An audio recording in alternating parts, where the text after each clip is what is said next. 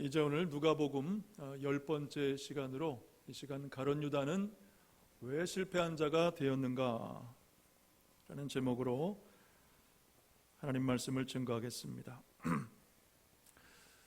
여러분 혹시 이 가룟 유다, 유다란 이름의 뜻을 아십니까? 유다란 이름의 뜻은 바로 찬양입니다. 그래서 이 유다란 이름은 이스라엘 사람들에게 가장 명예로운 이름 중에 하나였습니다. 또 이스라엘이 남과 북으로 이렇게 나뉠 때 북쪽은 이스라엘 그리고 남쪽은 유다라 그렇게 불렸죠. 그만큼 이스라엘 사회에서 이 유다 지파가 갖는 그 위세 그리고 명성이 높았다라는 것을 우리가 알게 됩니다. 또 지금의 이스라엘 사람들을 과거에는 유대인이라고 불렀고요. 그리고 그들의 신앙은 유대교였습니다. 이처럼 이 유다란 이름은 이스라엘의 역사 속에서 그리고 그들의 삶 속에 깊이 뿌리내린 아주 존귀하고 명예스러운 그런 이름이었습니다. 그런데 이 존귀한 이름이 이 가룟 유다 때 와서는 가장 경멸스러운 이름이 되었다라는 사실입니다. 무엇보다 예수님께서 이 가룟 유다에 대해서 이렇게 평가하셨습니다. 마태복음 26장 24절 말씀에 보니까 인자를 파는 그 사람에게는 화가 있으리로다. 그 사람은 차라리 태어나지 아니하였더라면 제게 좋을 뻔하였느니라. 차라리 태어나지 않은 것이 더 제게 좋을 뻔하였다. 그러니까 예수님께서 가룟 유다에 대해서 가장 혹독하고 그리고 가장 저주스러운 평가를 내리신 것입니다. 여러분, 그렇다면 왜 가룟 유다는 결국 이렇게 실패한 자가 되었느냐? 그것은 첫째로 예수님과의 관계에서 실패한 것입니다. 좀 더 정확히 말하면 예수님과 친밀한 관계를 맺지 못했기 때문에 실패했습니다. 여러분, 가룟 유다는 다른 제자들과 함께 예수님과 3년 동안 동거동락을 했습니다. 얼마나 많은 예수님의 말씀을 들었고 얼마나 많은 예수님의 그 기적을 경험했겠습니까? 그럼에도 불구하고 가룟 유다는 예수님과 이 친밀한 관계를 맺지 못했습니다. 요한복음 12장에 보면 마리아가 지극히 비싼 향유를 예수님 발에 붓고 그리고 자기 머리카락으로 이렇게 씻겼어요. 그러면서 성경에 뭐라고 기록하고 있냐면 그 향유 냄새가 온 집에 가득했다. 그 향유 냄새가 온 집에 가득했다. 그만큼 예수님의 마음이 이 마리아의 헌신을 통하여 흡족했다는 것을 간접적으로 표현하고 있습니다. 그런데 그것을 보면서 가룟 유다가 하는 말이 뭐냐? 이 향유를 300데나리온에 팔아 가난한 자들에게 나눠주는 것이 훨씬 좋았겠다. 그러니까 한마디로 예수님께 부은 이 향유가 낭비라고 말하더라는 것입니다. 그래서 성경은 뭐라고 말씀하는가? 요한복음 12장 6절 말씀을 함께 보겠습니다. 시작. 이렇게 말하면 가난한 자들을 생각함이 아니요 그는 도둑이라 돈깨를 맞고 거기 넣는 것을 훔쳐가미로라. 결국 여러분, 가룟 유다의 말이 맞는 것 같고 합당한 말 같지만 그러나 실상은 거짓말이고 위선이고 무엇보다 자기 욕심에서 비롯된 말이었다라는 사실입니다. 반면에 예수님은 마리아의 행동을 칭찬하셨습니다. 같은 내용을 기록한 마가복음 14장에 보면 마리아는 내게 좋은 일을 행했다. 온 천하에 어디서든지 복음이 전해지는 곳에 이 여자의 행한 일도 말하여 저를 기억하겠다. 예수님께서 이 마리아의 헌신을 보시고 더없이 기뻐하시고 칭찬하셨고 축복하셨다는 사실입니다. 여러분, 그러므로 오늘 저와 여러분 마리아처럼 예수님께 꼭 칭찬받는 그런 믿음 되시기를 주님의 이름으로 축복합니다. 여러분, 그렇다면 마리아는 이 향유를 붓는 일이 낭비가 아니라 어떻게 예수님께 좋은 일이라는 사실을 알게 되었을까요? 그것은 바로 예수님과 친밀한 관계였기 때문에. 그래서 여러분, 예수님을 알 수 있는 길은 뭐냐? 예수님과 친밀한 관계가 되는 것입니다. 예수님과 가까운 관계가 될 때 예수님이 원하시는 것을 알게 된다는 사실입니다. 누가복음 10장에 보면 예수님께서 마리아와 마르다 자매의 집을 이제 방문을 하시는데, 그런데 그 두 자매가 예수님을 맞는 모습이 전혀 달랐지요. 상반됐습니다. 언니 마리아는 준비한 일이 많아 마음이 분주했다 그랬고, 도와주지 않는 마리아에 대해서 불평을 늘어놓습니다. 왜 주님 가만히 있습니까? 나를 도와주라고 하소서. 불망을 쏟아냈어요. 그러면서 예수님이 무엇을 말씀하셨냐? 누가복음 10장 41절과 42절 말씀해 보니까 주께서 대답하여 이르시되 마르다야 마르다야 내가 많은 일로 염려하고 근심하나 몇 가지만 하든지 혹 한 가지만이라도 족하다. 한 가지만이라도 족하다. 마리아는 이 좋은 편을 택하였으니 빼앗기지 아니하리라 말씀하셨어요. 여러분, 마리아가 택한 그 한 가지 좋은 일이 무엇이었습니까? 그저 예수님 발 아래 앉아서 예수님의 말씀을 경청하는 것입니다. 그래서 마리아는 예수님이 원하셨던 그 한 가지가 바로 친밀함이었구나 라는 사실을 알았던 것입니다. 여러분, 예수님은 오늘 저와 여러분에게 다른 무엇을 원하는 것이 아니라 바로 친밀한 관계를 원하신다는 사실을 꼭 기억하시기를 바랍니다. 그래서 하나님은 때로는 저와 여러분 주님과의 관계가 이 친밀한 관계가 되기 위해서 독특한 방법을 때로는 우리에게 사용하시는데, 그 첫 번째 방법은 뭐냐면 바로 광야입니다. 광야. 여러분, 우리는 종종 인생길을 통해서 이 광야를 만납니다.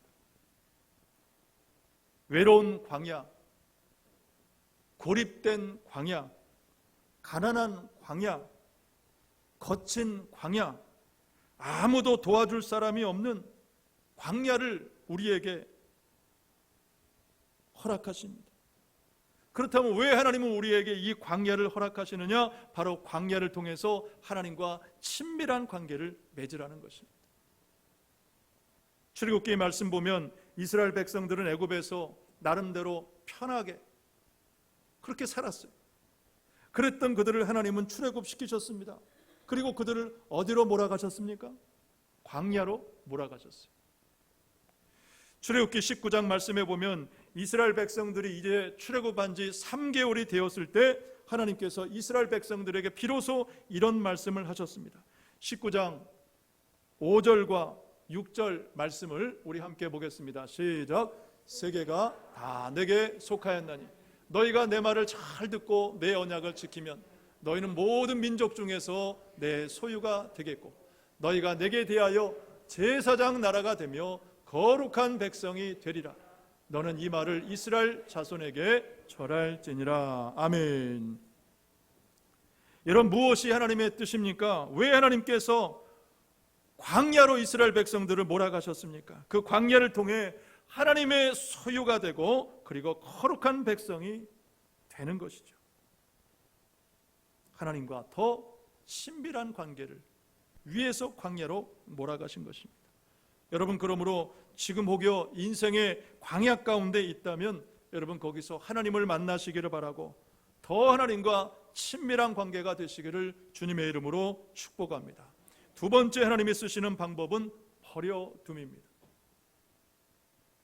하나님은 버려두면 우리가 실패하고 아파하고 고통할 줄 알면서 종종 우리를 버려두십니다.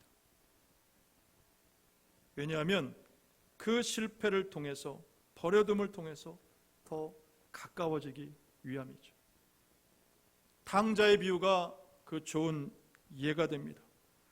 탕자는 자신의 분깃을 달라면서 아버지께 떼를 썼습니다. 결국 아버지는 탕자가 원하는 분깃을 내어줍니다. 그러나 탕자는 원하는 것을 얻었지만은 얼마 못 가서 모든 재물을 탕진해버리고 맙니다. 철저히 실패한 인생이 되어버렸습니다. 그러면서 그때 탕자가 깨달은 것이 무엇입니까? 그래, 맞다. 내가 돌아갈 것은 아버지 품이다. 실패를 통해서, 철저한 실패를 통해서 내가 돌아갈 곳은 아버지 품이다라는 사실을 깨닫게 되었습니다.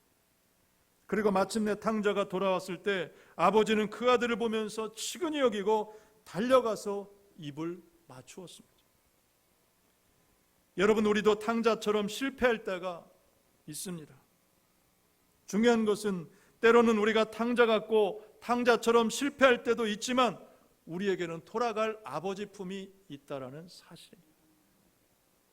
여러분, 그러므로 실패할 때 더 하나님 아버지를 가까이 하시고 하나님과 더 깊은 친밀한 관계를 맺으시기를 주님의 이름으로 축복합니다. 둘째로, 가룟 유다에 실패한 이유는 예수님보다 돈을 더 사랑했기 때문에 실패했습니다. 오늘 유다의 이 배반 이야기는 누가복음뿐만 아니라 마태, 마가, 요한복음에도 다 기록되어 있습니다. 좀 다른 점이 있다면 마태와 마가복음에는 유다가 스스로 예수님을 대제사장들에게 팔아넘겼다라고 기록을 하고 있지만은 오늘 누가복음에는 여러분, 유다의 마음속에 누가 역사했다고 지금 말씀을 하고 있어요?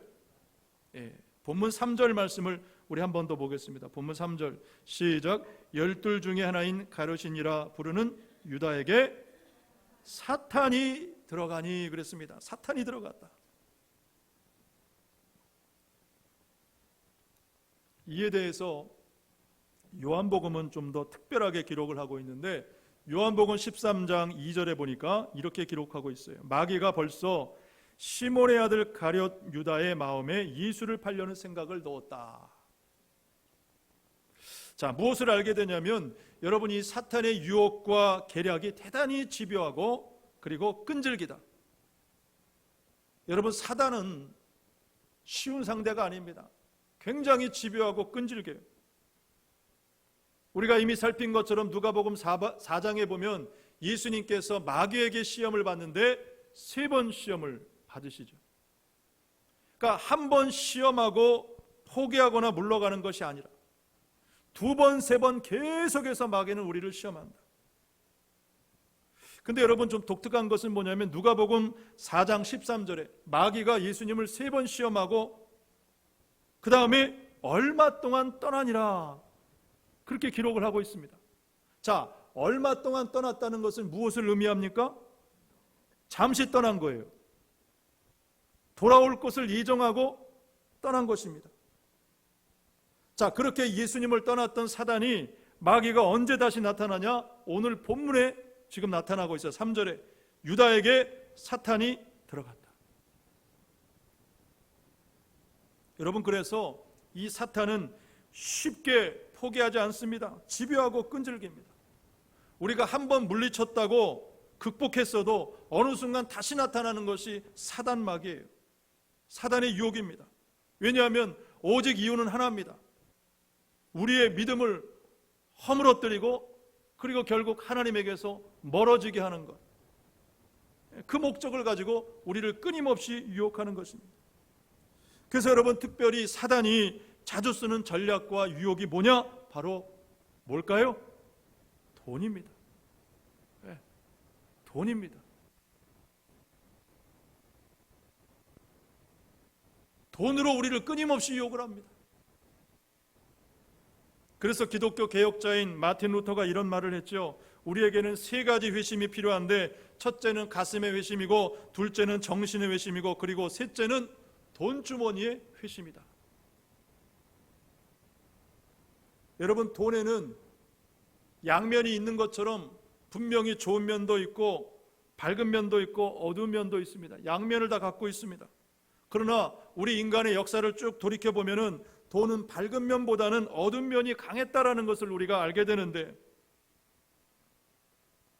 왜냐하면 사단은 이 돈으로 사람들을 미혹하기 때문입니다. 가룟 유다에게도 치명적인 유혹은 바로 이 돈이었습니다. 요한복음 13장에 보면 가룟 유다는 예수님의 제자 중에 돈꾀를 맡은 자다. 돈꾀를 맡은 자다. 성경에는 가룟 유다가 어떻게 돈꾀를 맡았는지 말씀하지 않습니다. 그러나 분명한 것은 가룟 유다가 돈에 대해서 대단히 밝았다 라는 사실입니다. 여러분, 오늘 본문에도 보십시오. 4절 말씀해 보니까 이에 유다가 대제사장들과 성정 경비대장들에게 가서 예수를 넘겨줄 방도를 의논하며 그랬죠. 자, 이 말씀에 따르면 여러분, 누가 갔다는 거예요? 누가 간 행위의 주체자가 누굽니까? 유다의 유다, 가룟 유다. 그만큼 유다는 돈에 대해서 적극적이었어요. 또 방도를 의논하며 그랬습니다. 여러분, 무슨 방도였겠느냐? 마태복음 26장 15절에 보니까 정확하게 이렇게 기록을 하고 있습니다. 마태복음 26장 15절 말씀을 같이 한번 보겠습니다. 시작. 내가 예수를 너희에게 넘겨주리니 얼마나 주려느냐 하니 그들이 은 30을 달아 주거늘 그랬어요. 여러분, 무슨 방도를 의논했습니까? 내가 너희에게 예수를 넘겨줄 테니까 얼마를 줄래? 예수님 가지고 예수님 몸값을 흥정한 거예요. 그리고 그 흥정한 대가로 받은 돈이 얼마냐? 은 30인데 여러분, 이 은 30은 당시 노예 한 사람의 몸값이었다, 그렇게 말씀을 하고 있습니다. 그러니까 무엇을 알게 되냐면 유다에게 예수님은 어떤 존재냐면 그냥 노예 몸값, 그냥 사람의 몸값, 그거 하나였다라는 사실입니다. 근데 여러분, 더 놀랍고 충격적인 사실은 뭐냐면 유다가 그렇게 예수님을 판 돈 30을 잘 썼느냐? 아니요. 한 푼도 써보지 못하고 죽었다는 사실을 우리는 알고 있어요. 이런 이야기가 있습니다. 어떤 믿음 좋은 크리스찬이 해변길을 걸으면서 하나님께 기도를 했어요. 하나님, 하루하루 베풀어 주신 모든 일에 감사합니다. 그렇게 하나님 앞에 감사 기도하면서 해변길을 이렇게 걷고 있는데 우연히 그 모래밭에 떨어진 5불짜리 지폐 한 장이 눈에 딱 들어왔습니다. 주위를 둘러보니까 사람이 없었어요. 그래서 그것을 딱 주면서 하는 생각이, 야, 하나님 앞에 감사했더니 하나님께서 보너스도 주시는구나. 그 주운 돈을 자기 주머니에 넣습니다. 그리고 조금 후에 드는 생각이 뭐냐면 어디 또 떨어진 돈은 없나? 그러면서 또 떨어진 돈을 여기저기 찾더라는 것입니다. 그렇게 10분, 20분, 30분 넘게 정신없이 돈을 찾아 헤맸습니다. 그러다가 문득 드는 생각이, 아, 지금 내가 뭘 하고 있지? 내가 지금 뭘 하고 있지? 그러면서 기도를 중단하고 하나님 앞에 감사를 중단한 자신을 돌아보면서 오직 돈 찾기에 분주했던 자신의 그 어리석음을 깨닫고 회개했다라는 것입니다. 어떤 책에 보니까 이런 말이 있더라고요. 크리스찬들은 언제 가난뱅이가 되느냐? 그것은 돈이 없어 가난뱅이가 되는 것이 아니라 하나님과 멀어질 때 가난뱅이가 된다. 그래서 사단은 길가에 돈을 뿌려 놓는다.